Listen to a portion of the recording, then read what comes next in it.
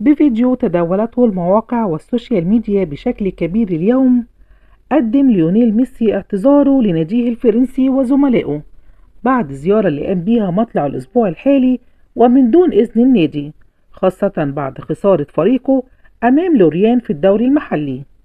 وأعلن ميسي اعتذاره عبر فيديو شاركه عبر حسابه على الانستجرام، موجها فيه رسالته باللغة الأسبانية: صدقا كنت أعتقد بأننا سنحصل على يوم راحة بعد المباراة كما كانت العادة في الأسابيع الأخيرة. قمت بتنظيم السفر ولم أتمكن من إلغائه بعد أن ألغيته سابقا. أنا أعتذر من زملائي وأنتظر ماذا سيقرر النادي. أطلب الصفح من زملائي ومن النادي. No pude y nada, vuelvo a repetir y pedir perdón por lo que hice y acá estoy a espera de lo que el club decida. Nada más, un abrazo. ولقد خطوة الاعتذار هذه تفاعلا كبيرا وإشادات كبيرة من قبل الجمهور والعديد من الجهات المهتمة بالرياضة.